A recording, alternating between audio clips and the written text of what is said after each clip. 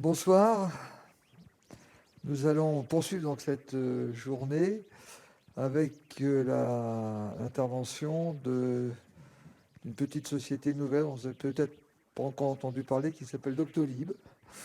Je crois que bientôt vous serez à peu près comme réfrigérateur et frigidaire. Donc sans plus attendre bien sûr, je vais vous laisser la parole pour nous parler de coordination. À vous. Bonjour à tous. Parfait, je vois que la, la présentation s'affiche. Alors,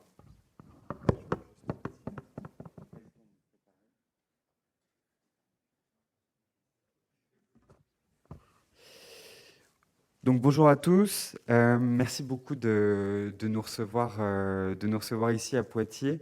Merci à la MIMS et à ses partenaires. Merci, cher Olivier, cher Stéphane, de nous accueillir dans cette très belle salle. Je suis ici pour vous parler, alors effectivement, de coordination des soins. Je vais commencer par une petite introduction sur Doctolib. Alors, vous l'avez dit, Doctolib est effectivement assez connu, mais je vais peut-être rappeler quelques chiffres et puis des éléments d'historique. Et ensuite, j'en viendrai effectivement au sujet large de la coordination des soins, que je vais évidemment pas épuiser aujourd'hui. C'est un sujet très large dont on débat depuis très longtemps, mais je vais essayer de donner un éclairage d'un point de vue produit, puisqu'en fait, on lance un nouveau service de coordination des soins pour aider les professionnels à mieux se coordonner, que j'aurai le plaisir de vous présenter dans quelques minutes. Alors, j'imagine que ça fonctionne comme ça. Je vous l'ai dit, quelques chiffres de rappel sur Doctolib. Donc, Doctolib aujourd'hui, c'est un service qui est utilisé par 150 000 professionnels de santé, qui est doté de 60 millions de comptes patients en France, en Allemagne, en Italie également, qui a généré 11 millions de consultations vidéo. Alors la consultation vidéo, vous savez, c'est un service qui a été lancé début 2019 pour notre part et qui a connu un énorme boom au moment de la première vague Covid, dont les services et les usages se sont stabilisés depuis. Et vous avez eu effectivement 1 million de rendez-vous pris sur Doctolib le 13 juillet. Je crois que c'est même davantage plus récemment lors des dernières annonces du président de la République concernant la vaccination. Petit rappel concernant le rôle qu'on a joué effectivement dans la vaccination, mais que beaucoup d'entre vous connaissent. C'est important pour nous de vous rappeler les 3 missions entrepreneuriales de Doctolib. La première, c'est améliorer la vie des professionnels de santé. La deuxième, c'est renforcer l'accès aux soins. Et enfin, bâtir une entreprise de plusieurs milliers de personnes qui partagent les mêmes valeurs humanistes. C'est important d'avoir ces 3 missions en tête parce qu'elles sont souvent assez contre-intuitives. En tout cas, l'ordre dans lequel on les présente n'est pas forcément connu de tout le monde et j'aurai l'occasion d'y revenir. Il y a quatre grands principes sur lesquels on s'est concentré pour lancer Doctolib. Le premier, c'est qu'on crée des solutions qui sont utiles aux professionnels de santé et aux patients, qu'on a un vrai souci de l'usage, qu'on construit ces services avec les personnels de santé et les patients. C'est les professionnels de santé, évidemment, mais c'est aussi, quand on parle de personnel de santé au sens large, c'est aussi tous les personnels, donc les secrétaires médicales, les coordinateurs, maintenant les assistants médicaux. Nous sommes au service de millions de personnes, quel que soit leur âge, leur état, leur situation géographique. C'est quelque chose de très important. Et enfin, la confidentialité des données est évidemment fondamentale pour nous. On aura l'occasion d'y revenir quand je vous parlerai du service que je vais vous présenter. Aujourd'hui, énormément de services numériques, on est bien placé ici pour le savoir, se développent. Je vais vous présenter dans un instant les services de Doctolib. Quelque chose de très important, donc que je n'ai pas eu le temps de vous dire encore concernant Doctolib, c'est que Doctolib aujourd'hui, notamment du fait de la campagne de vaccination, c'est un service qui est très connu du côté patient. Mais en fait, on oublie trop souvent que Doctolib, c'est d'abord un service pour les professionnels de santé, ce qui fait d'ailleurs sa spécificité et ce qui a fait sa spécificité historique. Doctolib, au départ, ce n'est pas un site internet de prise de rendez-vous en ligne pour les patients, c'est un logiciel de gestion d'agenda qui permet aux professionnels de santé de gagner du temps, notamment en limitant tout le temps administratif, Et ensuite, on y a connecté la prise de rendez-vous en ligne et le service que vous connaissez tous. Et ce service-là, c'est donc Doctolib Patient, une solution de gestion du parcours patient qui est aujourd'hui utilisée par 150 000 professionnels de santé, dont 650 infirmiers libéraux. Ça, c'est récent. On le note parce que la particularité de Doctolib, c'était évidemment le rendez-vous, et la pratique infirmière était assez résistante en fait à la manière dont on avait conçu le produit, notamment parce que ça intègre beaucoup de domiciles. Et on a développé un certain nombre de modules aujourd'hui pour les accueillir parmi nos utilisateurs. Donc Doctolib Patient. On a développé, je vous l'ai dit, je ne m'attarde pas beaucoup là-dessus, la téléconsultation. C'est un service qui a été lancé juste après la décision de remboursement en 2018, qui a connu un énorme boom lors de la première vague Covid, puisque on est passé, je crois, de 100 téléconsultations réalisées par jour à 1000. Et on est aujourd'hui à plus de 11 millions de téléconsultations, avec un enjeu d'ancrage dans les usages dont on discute beaucoup avec les syndicats de médecins et avec l'assurance maladie. Aujourd'hui, vous avez 20 000 professionnels de santé qui utilisent notre service, principalement des médecins généralistes, mais aussi des spécialistes. On a des psychiatres, beaucoup, des gynécos aussi, beaucoup, qui utilisent la téléconsultation de Doctolib.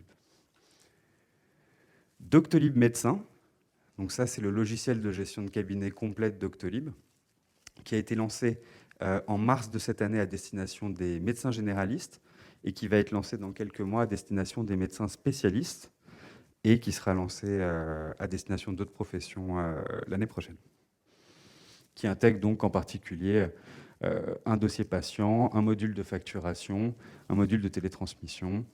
Voilà.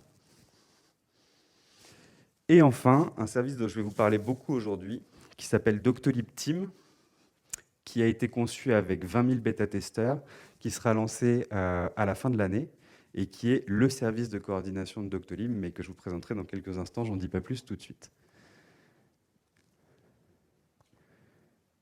Alors, pour vous présenter Doctolib Team, on est parti un petit peu plus loin. C'est des choses qui valent pour Doctolib Team, ce que je vais vous dire, mais aussi des choses qui valent plus généralement sur la genèse de Doctolib. Évidemment, on est parti du premier constat que le parcours de soins des patients était devenu extrêmement complexe, sous le coup de plusieurs phénomènes, en particulier des choses que vous connaissez par cœur, mais l'allongement de la durée de la vie, le développement des maladies chroniques. Aujourd'hui, vous avez 20% des personnes qui ont plus de 60 ans, vous avez 11 millions de personnes en ALD. Vous avez aussi des patients dont les parcours sont particulièrement complexes et donc qui impliquent plusieurs professionnels de santé. Je lisais récemment dans un rapport que pour un malade atteint de la maladie de Parkinson, vous avez 30 professionnels de santé en moyenne qui rentrent dans son parcours, donc avec des besoins en termes de prise en charge qui évoluent. Vous avez évidemment des inégalités assez fortes. Tout le monde entend parler des déserts médicaux. Je crois que ça concerne, selon les chiffres, entre 6 à 8% de la population. Et vous avez enfin des aspirations des patients qui ont changé en fait avec le développement, notamment des nouvelles technologies, avec un besoin d'information et un besoin d'accès, notamment à la santé, qui s'est développé très fortement. Ce tableau fait qu'on a des difficultés d'accès aux soins qui sont grandissantes, que je vais connecter au deuxième sujet qui est la raréfaction des ressources médicales, mais je crois que, notamment si on prend le sujet du médecin traitant, le nombre de patients qui n'a pas de médecin traitant en France augmente avec des enjeux sociodémographiques assez inquiétants, puisque vous avez, si je ne me trompe pas, 600 000 patients en ALD qui n'ont pas de médecin traitant aujourd'hui. Vous avez 1 million de personnes de plus de 60 ans qui n'ont pas de médecin traitant aujourd'hui. Donc c'est des choses vraiment très tangibles auxquelles on a un petit peu tous le devoir de répondre. Ce n'est pas à vous que je vais l'apprendre, il y a une pression sur les professionnels de santé qui est extrêmement forte. Les chiffres de la démographie médicale sont concernants, dirons-nous. Si je prends les chiffres de la démographie des médecins généralistes, c'est particulièrement inquiétant parce que c'est une profession qui a perdu 9% de sa masse en 10 ans. Je crois, si je me souviens des derniers chiffres, qu'on avait 64 000 professionnels de santé En 2012, on en est à 57 000. Et donc, cette raréfaction des ressources a une incidence directe, notamment sur le nombre de patients qui ont des médecins traitants. Vous avez évidemment la question du sens et la question de la part du soin dans le travail du médecin. Si je me souviens bien, une journée type pour un médecin généraliste, c'est 54 heures. Une semaine type, pardon, c'est 54 heures. Dans cette semaine type, vous avez 10% de temps qui est dédié à l'administratif, et c'est une proportion qui a tendance à se développer du fait de l'inflation administrative, mais aussi du fait du développement de tout un tas de tâches liées à l'utilisation des outils numériques et informatiques. Vous avez donc ce qui contribue à renforcer un petit peu ce sentiment de perte de sens. Et dans ce tableau plus général, vous avez des aspirations nouvelles des professions médicales qui sont en phase aussi avec l'ère du temps, avec l'aspiration pour un exercice souvent mixte, des horaires plus soutenables, l'utilisation d'outils qui sont au standard de ce qu'on utilise aujourd'hui. Et tout ça font que la profession médicale, et la profession médicale notamment en exercice libéral, souffre à des conditions de travail qui se dégradent, auxquelles il faut répondre. L'approche qu'on a poursuivie chez Doctolib, elle est double, et ça mérite aussi d'être souligné. On fait partie des rares services, en tout cas au départ, et c'est toujours le cas aujourd'hui, à avoir investi très massivement dans les soins de ville. Et d'ailleurs, dans toutes les interactions qu'on a avec les pouvoirs publics, les représentants institutionnels, on insiste sur le besoin d'investir massivement sur les soins de ville. Si vous avez écouté le constat que je vous ai dressé il y a quelques instants, c'est une évidence en fait. Les patients, la masse des patients a besoin d'être prise en charge par les professionnels de santé dont je vous parlais il y a quelques instants. Et pour ça, il faut investir. Et aujourd'hui, les moyens, en tout cas quand on compare la ville et l'hôpital, dans la consommation de soins par exemple, sont pas à la hauteur des enjeux. Enfin, au-delà d'investir, il faut évidemment transformer l'organisation des professionnels de santé libéraux par l'humain et le numérique.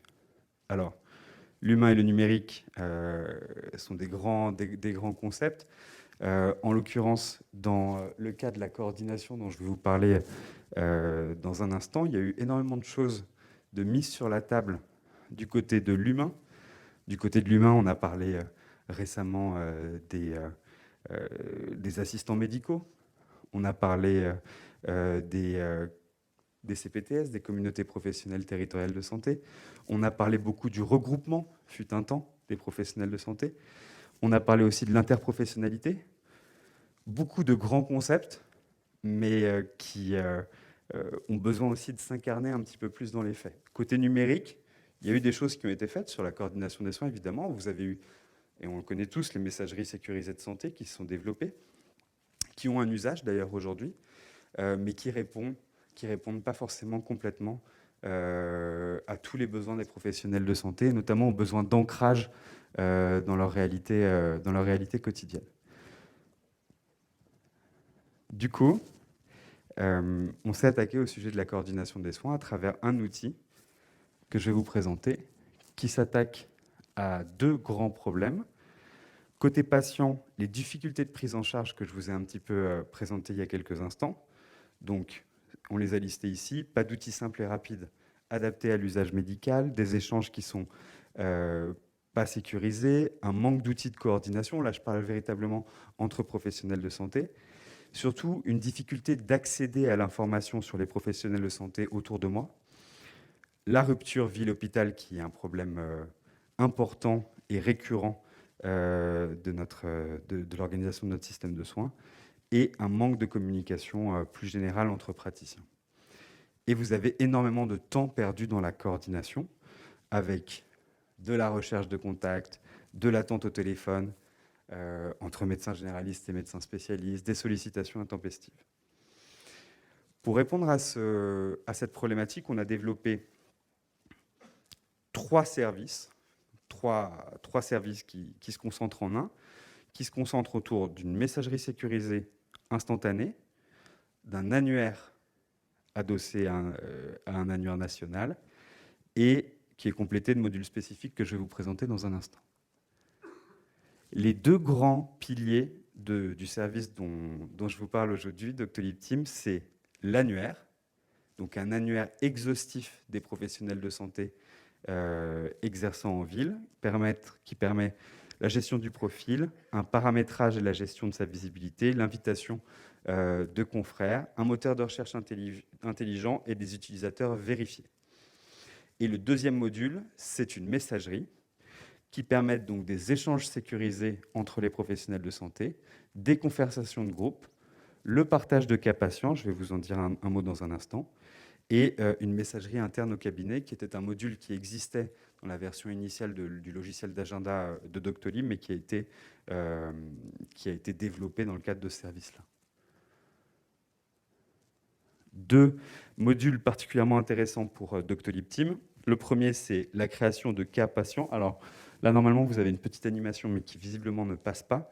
Le principe, c'est que là où la messagerie sécurisée utilisée actuellement est assez statique, là, vous avez la possibilité d'interagir entre professionnels de santé autour d'un cas patient, dans le cadre d'un fil, en fait, dédié au nom en fait, de ce patient. Et vous avez la possibilité, évidemment, d'adresser des patients entre confrères. C'est quelque chose de très important parce que l'innovation servicielle de Doctolib, elle est toujours ancrée dans une situation. Et là, en l'occurrence, la situation, c'est la nécessité de prendre en charge un patient. Et donc, l'adressage de patients, la prise de rendez-vous d'un professionnel de santé à un autre pour un patient donné, assis sur l'information qui a été échangée autour de ce patient. Doctolib Team, c'est donc, pour résumer, une nouvelle messagerie instantanée qui est accessible à tous à la fin de l'année. C'est un service qui est totalement gratuit, qui va être développé auprès de l'ensemble de nos utilisateurs à la fin de l'année 2021 et ouvert à tous les utilisateurs, à tous les professionnels de santé, même au-delà de nos utilisateurs, qui s'adosse donc à un annuaire des professionnels de santé, qui comprend une messagerie sécurisée, des fonctionnalités dédiées à la coordination des soins dont je vous ai parlé il y a un instant, l'adressage, le partage de cas patients, des conversations de groupe et le partage de documents. Aujourd'hui, il y a 5000 bêta-testeurs. Comme je vous l'ai dit, c'est quelque chose de systématique chez Doctolib. En fait, on construit les produits avec des bêta-testeurs et on va le lancer à l'ensemble des 120 000 professionnels de santé qui utilisent Doctolib à la fin de l'année. Voilà ce que je pouvais vous dire rapidement sur Doctolib Team. Je sais pas si ça marche. Bon, ben merci Henri pour cette très belle présentation. Des questions dans la salle, je suppose. Pas tout le monde, pas tout le monde.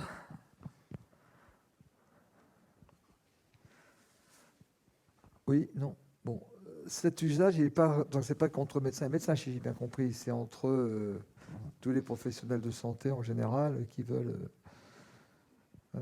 C'est ça s'adresse bien à tout le monde. C'est une messagerie entre professionnels de santé qui a la particularité d'être instantanée, sécurisée et à usage médical. Pourquoi je dis ça? Parce que la plupart des messageries aujourd'hui, je vous l'ai dit, il y a les messageries de santé, mais qui s'apparentent plutôt à des boîtes mail, en fait. Oui. Et sinon, il y a des outils qui ne sont pas sécurisés. Il y a l'usage notamment de WhatsApp en milieu médical de manière non sécurisée qui, en termes de protection des données, n'est pas à l'échelle. Et surtout, qui ne présente pas la spécificité de la pratique professionnelle des médecins. Là, l'avantage, c'est que c'est organisé autour de cas patients, après avoir audité quels étaient les besoins des professionnels de santé quand ils devaient échanger des informations autour d'un patient. C'est un peu le même sujet qui s'est passé au moment de la téléconsultation. Je ne sais pas si vous vous souvenez, au moment de la dérégulation de la téléconsultation pendant la première vague Covid, vous avez eu un développement des usages, notamment de FaceTime, de WhatsApp aussi d'ailleurs, enfin de tout ce qui était visio, non sécurisé et surtout de manière complètement décorrélée de la pratique, c'est-à-dire sans module de prescription intégré, sans module de facturation intégré. Là, c'est un petit peu la traduction de ce qui s'est passé dans la téléconsultation et de ce que Doctolib proposait dans la téléconsultation par rapport à ces services-là, mais dans la communication entre praticiens. Oui. Et vous pouvez faire des échanges de données de biologie, de radiologie. Il n'y a pas que du texte. Non, il n'y a pas que du texte, il y a aussi de l'image. Oui, Il y a aussi Alors, à date, il y a aussi, je crois, du son. Et il y aura aussi de la vidéo. d'accord. Donc ça, c'est disponible en fin d'année, début d'année prochaine. J'ai bien C'est compris. disponible en fin d'année avec une logique qui est vraiment très ouverte. C'est-à-dire que c'est un service qui sera proposé à tous les professionnels de santé qui utilisent Doctolib aujourd'hui. Donc, ils auront le service qui sera intégré à leur outil et qui sera aussi proposé à tous les professionnels de santé gratuitement qui souhaitent échanger grâce à cet outil demain. Ah d'accord, on n'est pas obligé d'être Non, il n'y aura pas besoin d'utiliser... adhérent à Doctolib pour pouvoir Exactement, il n'y communiquer. aura ni besoin de payer Doctolib quoi que ce soit, ni besoin d'utiliser la suite d'outils de Doctolib pour pouvoir Ouais, utiliser cet outil. très bien. Des questions. J'avais le dos tourné, pardon. Oui. Bonjour, Bruno Perutti, président du syndicat national des neurologues et membre du bureau de la CSMF. Donc un outil très, très intéressant qui sont, si j'ai bien compris, donc mis à la disposition des praticiens par le biais d'une application peut-être téléchargeable ou pas, je ne sais pas. Une question, en fait, cet échange de données entre praticiens rentre a priori bien dans la vision de ce qu'on peut avoir d'une téléexpertise. Est-ce que vous avez prévu un système qui permettrait de coter très facilement cet échange dans le cadre d'une téléexpertise telle qu'elle est prévue maintenant dans la Convention? Et est-ce que vous avez envisagé aussi d'inclure ce système de communication dans les structures qui sont prévues, qui, outre les CPTS dont vous avez parlé, devraient aussi voir venir maintenant les équipes de soins spécialisés entre médecins traitants et spécialistes, et spécialistes et centres experts? Et est-ce que ce nouvel outil pourra s'inclure là-dedans? Merci. Merci beaucoup pour vos deux questions. Alors la première question, la réponse à la première question, elle est simple. Ça n'est pas prévu aujourd'hui, donc de module de facturation intégré à cet outil et adapté aux enjeux de la téléexpertise, mais c'est prévu l'année prochaine. Et donc on a bien ça en tête. Pour le coup, on espère aussi que la rémunération sur la téléexpertise, pour le coup, deviendra de plus en plus attractive pour les professionnels de santé, puisque bon, vous savez que c'est pas ici que je vais apprendre ça à qui que ce soit, mais qu'elle a été quand même un peu poussive, cette attractivité de la rémunération de la téléexpertise. C'est la première chose. Et la deuxième chose, oui, évidemment, c'est un outil qui s'adresse au CPTS. Mais ce que j'essaie de vous dire très rapidement, c'est que notre vision, notamment de l'innovation dans ce champ-là, elle n'est pas institutionnelle, elle n'est pas d'abord organisationnelle, elle part des besoins du professionnel de santé. Et donc nous, on est très favorable, enfin, si on nous demande notre avis, on est très favorable évidemment au CPTS. Mais avant de parler de CPTS, nous, ce qui nous intéresse, c'est que le professionnel de santé, dans son cabinet, il digitalise sa pratique et il digitalise les échanges qu'il a déjà. Il n'a pas attendu les CPTS pour les avoir avec ses confrères. Et évidemment, on ira équiper des CPTS, on ira proposer ça à des bureaux de CPTS et on espère que l'outil leur conviendra. Mais ce qu'on veut, c'est un outil simple et intuitif qui répond aux besoins du professionnel de santé au jour le jour, parce qu'on pense que c'est comme ça en fait que les usages changent. Merci. Autre question? Oui, bonjour. Romain Troilen, je suis médecin généraliste. J'avais deux questions à vous poser. Une sur l'accord du patient concernant les échanges de données de santé dans cette messagerie. À quel moment est-ce qu'on obtient l'accord du patient pour échanger ces données de santé? Et deuxièmement, ce sera peut-être un petit peu provocateur, mais quelle différence est-ce que vous voyez avec votre système, entre votre système et un WhatsApp qui est hébergé sur des serveurs agrégés de données de santé? Alors, le consentement du patient, merci beaucoup d'ailleurs pour ces deux questions qui vont pouvoir me permettre de revenir sur des enjeux essentiels de sécurisation des données, donc pour le coup, et de recueil du consentement. Le recueil du consentement, il se fait spontanément sur Doctolib au moment de l'inscription du patient, puisque là, en l'occurrence, on parle de données purement médicale, mais ne serait-ce que la donnée de rendez-vous, c'est déjà une donnée médicale, et donc du coup, on est soumis à la même réglementation que pour la donnée médicale. C'est la première réponse. La deuxième réponse, pour le coup, aucun intérêt supplémentaire d'un point de vue juridique de ce module par rapport à un WhatsApp dont les données seraient hébergées chez un hébergeur certifié de données de santé. Il se trouve que ce n'est pas le cas des données qui sont hébergées sur WhatsApp, donc du coup, le service en question présente un intérêt par rapport à celui-là. Et ça, c'est du côté juridique. Ce que j'ai essayé de vous dire tout à l'heure, qui est très important, sur la téléconsultation. La téléconsultation, je vois qu'il y a beaucoup de débats sur l'intérêt de la téléconsultation d'un point de vue notamment médical, avec des prises de position tout à fait louables d'ailleurs sur ces sujets-là, que je me garderais bien d'ailleurs de commenter n'étant pas médecin moi-même. Mais une des vertus de la téléconsultation, au-delà de la dématérialisation de la consultation, c'est d'avoir permis de digitaliser d'autres éléments du parcours du patient. Je vous l'ai dit tout à l'heure, la différence entre un service type FaceTime et un service comme Doctolib, notamment quand ils étaient mis en concurrence au moment de la première vague Covid avec la dérégulation de l'usage de la téléconsultation, c'est que sur Doctolib, le praticien pouvait envoyer de manière sécurisée une prescription à son patient à l'issue de la consultation. Il pouvait aussi être payé en ligne de manière sécurisée, tout un tas de modules qui n'était pas possible sur WhatsApp.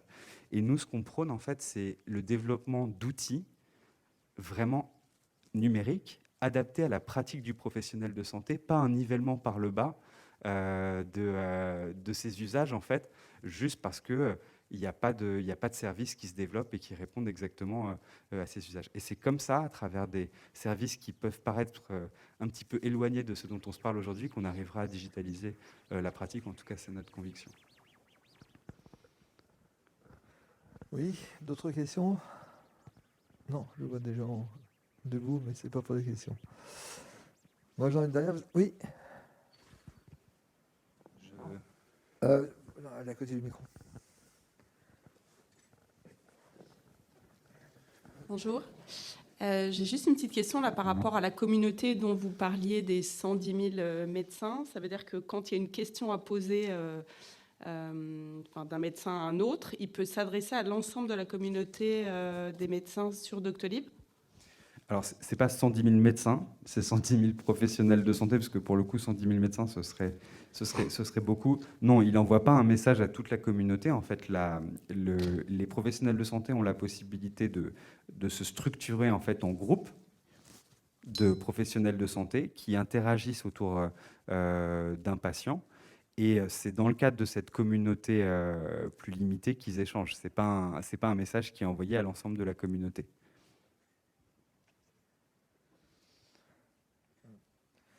J'aurais peut-être une dernière question. Vous avez constitué, comme ça, vous êtes en train de constituer progressivement une base de données extrêmement riche sur les données de santé. Est-ce que cette base de données, vous l'utilisez pour faire des bases de recherche, un support de recherche? Est-ce que vous faites des liens avec le SNIRAM, avec le PMSI, pour étudier les parcours, par exemple? Est-ce qu'elle vous sert à ça, cette base de données aussi? Non, pas du tout. Aujourd'hui, il y a une base de données organisationnelle qui existe en théorie, qu'on n'exploite pas du tout.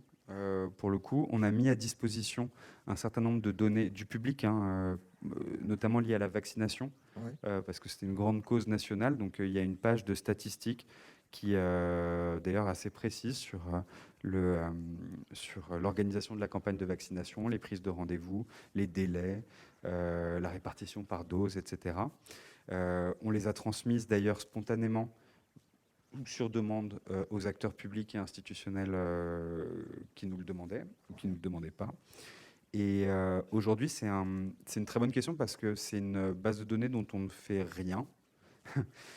Par manque de temps et par manque aussi de vocation, parce que ce n'est pas la vocation de Doctolib à la base, la vocation c'est de fournir des services, et aussi parce qu'on manque de relais et d'instances, notamment institutionnelles, qui pourraient en donner l'intelligence qui leur manque. Et c'est un petit peu plus dommage, parce que vous citez les bases de l'assurance maladie, mais les bases de l'assurance maladie sont extrêmement denses et fournies et utiles. Mais la base de Doctolib en tant que telle est peut-être pas aussi intéressante, mais pas loin, et n'a pas besoin d'être même Elles sont interconnectées. complémentaires, je dirais, sur certains Exactement. points. Ouais. Et aujourd'hui, c'est un petit peu un- Une pépite inexploitée. exactement.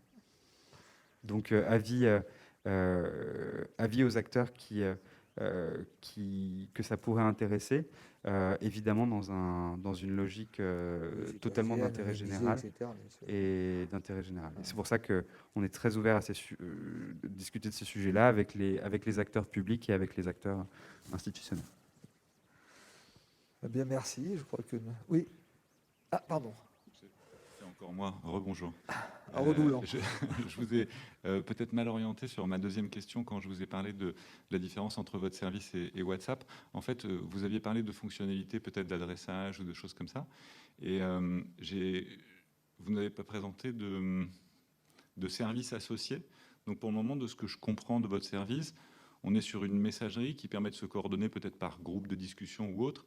Mais est-ce que vous associez à ça je pense à l'adressage parce que vous l'avez signalé tout à l'heure, mais est-ce que vous associez à ça d'autres fonctionnalités en particulier ? Le but, c'est d'aller au-delà du simple adressage. Aujourd'hui, les services dans lesquels on est le service le plus auquel on pense spontanément, c'est l'adressage, parce qu'en fait, c'est quelque chose qui est très lié à l'usage de notre agenda. Mais on a parlé de la téléexpertise, par exemple, qui peut aussi être un usage important, mais qui nécessite des développements spécifiques.